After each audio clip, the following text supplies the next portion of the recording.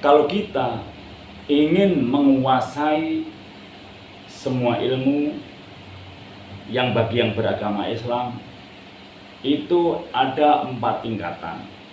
Yang pertama adalah syariat, yang kedua tarekat, yang ketiga hakikat, dan yang keempat ma'rifat. Kalau kita baru belajar syariat, itu baru dapat 1/4, karena 1/4-nya ada di tarekat, dan 1/4-nya lagi ada di hakikat, dan 1/4-nya lagi ada di ma'rifat.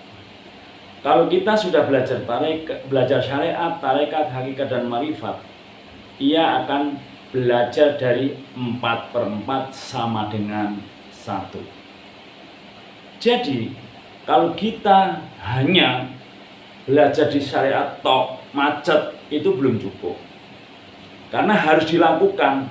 Melakukan itu ada di tingkat di tarekat, harus melakukan. Ilmu tanpa laku itu nanti hanya katanya, dan katanya, belum melakukan.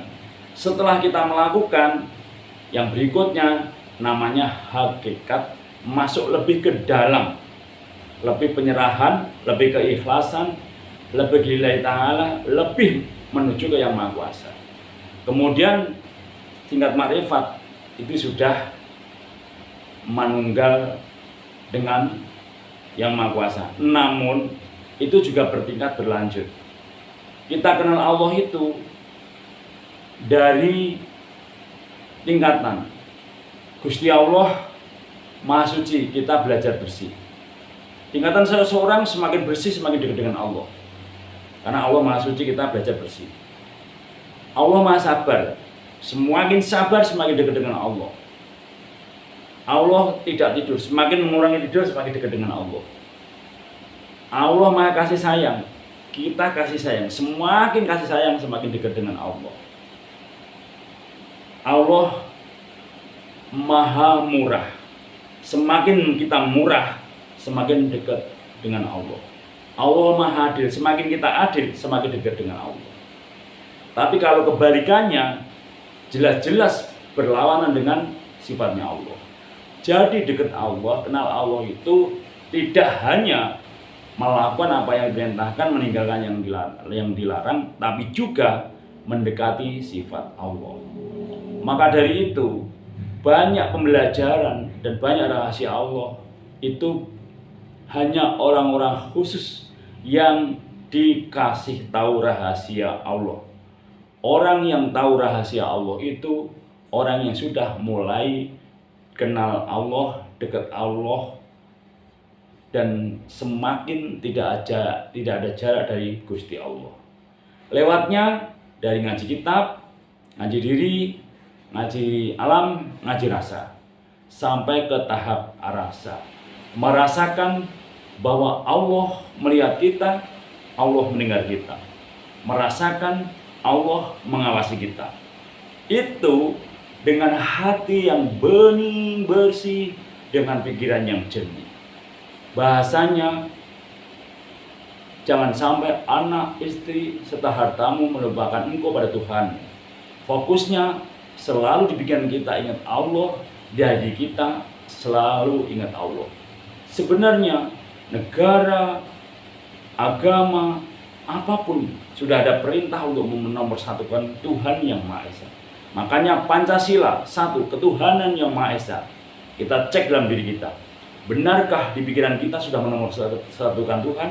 Benarkah di hati kita sudah menomorsatukan Tuhan? Qul huwallahu ahad, katakanlah Tuhan itu satu. Sudahkah di dalam pikiran dan hati kita Tuhan yang nomor 1? Terus kita cek dalam diri kita, namanya ngaji diri. Sudahkah apapun yang kita mau, Tuhan selalu ngasih, Tuhan selalu memberi. Sing sapa ngecedak karo Gustine sinedya ana cinipta dadi. Siapa yang dekat dengan Tuhannya, apapun yang ia mau kasih. Namun ini sesuai dengan kemauan, ketingkatan atau kemampuan masing-masing.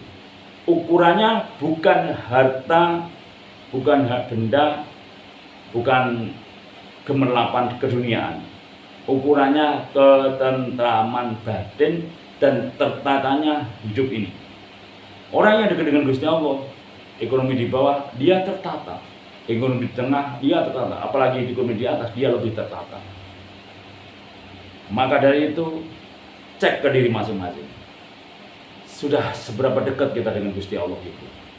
Masih jauh atau baru kenal dengan namanya? Allah. Allah, ini baru ucapan. Kita menulis Allah, ini baru tulisan. Belum Allah. Lalu Allah yang mana? Allah di mana? Bagi kita orang yang beragama Islam, pelajari surat Qaf ayat 16 dan Al-Ankabut ayat 5. Salah satunya surat Qaf ayat 16 adalah walaqad khalaqnal insana ma tuwaswisu bi nafsu wa nahnu aqrabu ilaihi min hablil warid. Kami jadikan manusia, kami tahu bisikan hatinya, kami tidak jauh padanya daripada urat nadi atau urat leher. Kata Allah, kami jadikan manusia, betul? Kami tahu bisikan hatinya. Baru berbisik, Allah itu sudah tahu. Gak usah teriak-teriak tentang nama Allah, namun hati dan pikirannya kosong. Itu nanti seperti menghina Allah. Kemudian Allah lebih dekat daripada urat nadi atau urat leher. Allah di sini? Enggak, di sini enggak. Lebih dekat lagi. Di mana? Di sini. Ya Allah, kau melihatku dan kau mendengarku.